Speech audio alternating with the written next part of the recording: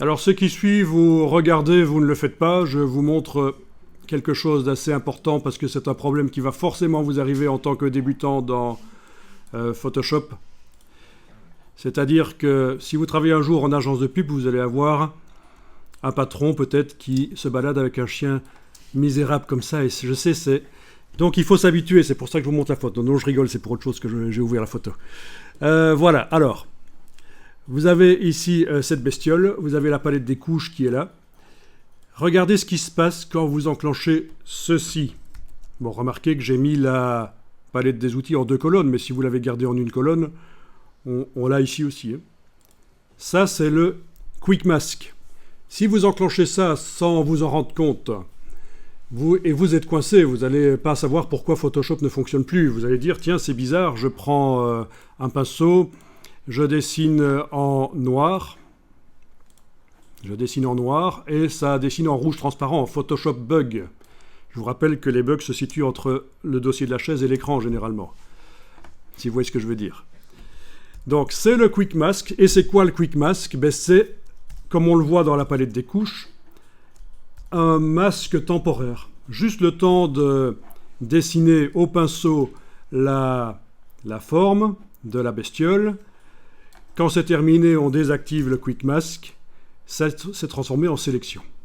Et parfois, il faut faire sélection intervertir, parce qu'actuellement, c'est entre le bord de l'image et la bestiole que c'est sélectionné, donc sélection intervertir. Voilà, vous savez ce que c'est le Quick Mask, et vous savez que par rapport à ce qu'on est en train de faire, vous n'en avez pas besoin. Si vous appliquez la technique qu'on est en train d'appliquer sur la girafe, le Quick Mask ne vous sert pas.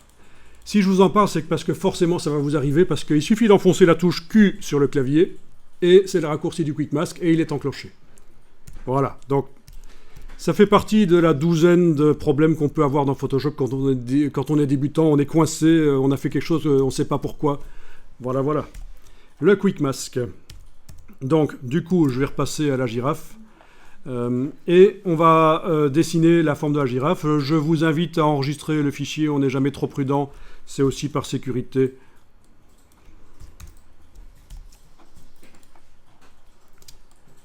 Alors, la girafe, elle a des parties qui sont nettes et des parties qui sont floues.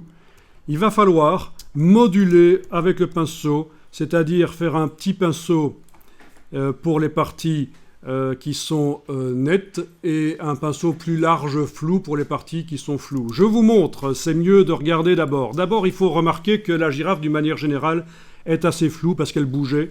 C'est pas la qualité de l'appareil photo qui est en question, je pense que c'est parce qu'elle bougeait. Donc je vais prendre un pinceau qui n'est pas super net, je vais pas prendre un pinceau super net, vous voyez, comme ça. D'accord, vous voyez ce que je fais, CTRL-ALT, et je suis en train de bouger de haut en bas pour régler la netteté, la dureté, là. Je vais prendre un pinceau qui n'est pas super net. Alors je vous invite vraiment à regarder la minute qui suit avant de commencer le travail. Donc je démarre par ici l'intérieur de la girafe. Il vaut mieux, quand vous faites ça, laisser un peu de pixels de la girafe en dehors du trait. Vous allez un peu rétrécir la girafe, mais vous êtes certain comme ça qu'il n'y aura pas de ciel bleu qui sera transporté ailleurs quand on va utiliser la girafe. Si vous avez foiré, vous avez toujours le commande Z, commande Alt Z, sauf dans les dernières versions de Photoshop. Si vous faites juste commande Z plusieurs fois, ça va aller plusieurs fois en arrière. Mais vous êtes dans la version 2018, pas dans la 2019. Donc si vous voulez aller plusieurs fois en arrière pour annuler les traits, c'est commande Alt Z. Commande majuscule Z pour rétablir. Donc ça c'est une chose. Ou alors, si vous avez foiré, comme ça par exemple, voilà, j'ai dépassé, misère. Ben j'enfonce la touche X, comme ça c'est du blanc qui vient dans la case de premier plan. Et je n'ai qu'à dessiner par l'extérieur comme ça. Et puis à nouveau touche X et je redessine. Voilà. D'accord? Alors c'est pas tout. D'abord il faut que je vous dise que dessiner ici l'intérieur ne sert à rien. Donc si je commence à dessiner comme ça, je perds mon temps. Ben oui, c'est là que vous vous dites que vous auriez dû attendre avant de le faire. Ce qui m'intéresse, c'est de faire un trait tout le long de la girafe. Ensuite, ici, j'ai quand même du flou. On est d'accord, c'est des poils flous. Donc je prends une brosse plus grande. et je dessine par l'extérieur en laissant le bout des poils dans la zone transparente. Je veux dire hors du trait. Le bout des poils hors du trait, voilà. Personne n'ira voir que les poils sont 1 cm ou 2 trop courts. Il n'y a pas de problème. Et voilà, il faut faire ça pour tout le pourtour de la girafe. Et donc, surtout, ne faites pas comme certains que je vois, le bossu de Notre-Dame penché sur leur écran à 10 cm pour bien voir ce qu'ils font. Il y a un zoom dans Photoshop. Il y a la barre d'espacement pour permettre de bouger l'image sur la fenêtre. Donc, inutile de se pencher à 10 cm de l'écran pour bien voir ce que vous faites. Allez-y, modulez en fonction du fait que c'est flou ou pas. Utilisez une brosse plus ou moins grande. Laissez le bord des poils en dehors du trait.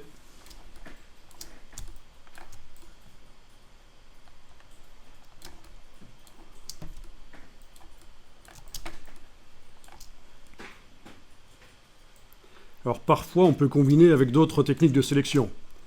Ça peut arriver quand on a des objets qui présentent des parties super nettes à certains endroits et super floues à d'autres endroits, comme un pinceau par exemple, ou un arbre dans un pot, enfin je veux dire un arbuste. Voilà. On peut pas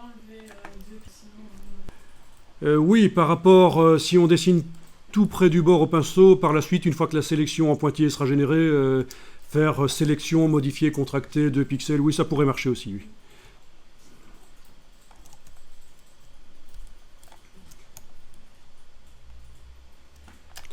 Alors, soyez pas trop perfectionniste.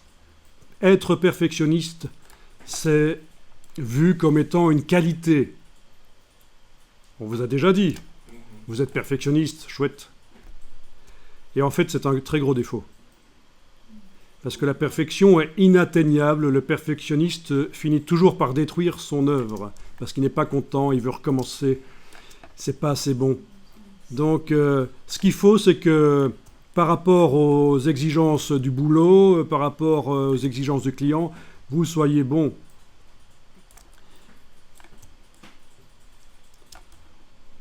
Alors n'hésitez pas aussi à utiliser, si vous voulez, les droites dans Photoshop avec majuscule clic. Voilà, clic, majuscule clic, ça peut parfois servir de faire des droites.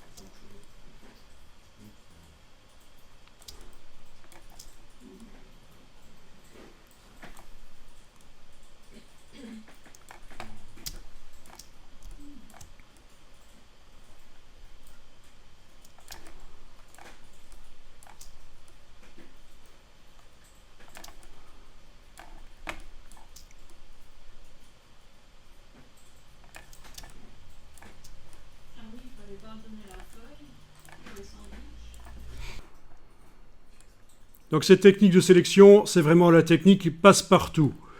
Elle fonctionne toujours, parce que c'est complètement manuel. Enfin, pour les cas désespérés comme cette image de girafe, c'est le seul moyen. Et pour les autres photos, parfois il faut aller vers des techniques qui permettent d'aller plus vite. Hein.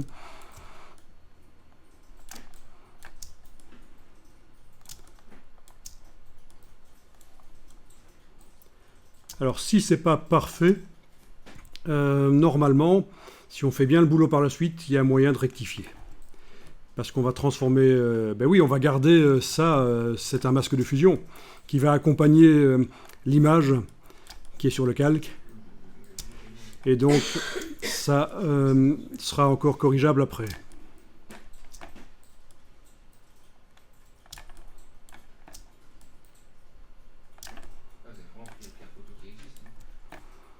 J'ai pris la pire photo qui existe. Ouais, ça c'est méchant, moi j'aurais pas. C'est vrai, ça. Ouais, mais entre le ciel un peu bleuté blanc et le poil un peu blanc. Ah, c'est vrai que la baguette magique là-dessus, elle ne fonctionne pas beaucoup. Hein. Non, mais bon, je pensais que j'étais à 1 cm du bord de la girafe, je suis à 5. Ah ouais, j'étais ici quoi. Moi. Je pensais que c'était le rouge, c'était la façon de poil. Ben non, il y a le blanc quoi au-dessus. Forcément, ma girafe va être chelou. Quoi, le blanc c'est quoi aussi? Bah ouais, il y a une partie blanc, c'est son poil. Alors si tu veux être à 1 cm, tu seras pas.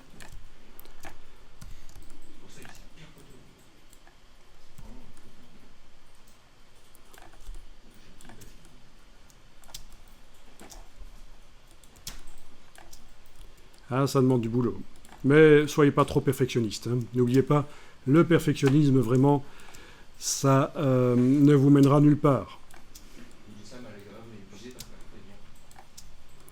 Je ne serai pas du genre... Moi, je regarde, je fais comme le client final. Je regarde les images des travaux dans leur ensemble, une vue d'ensemble.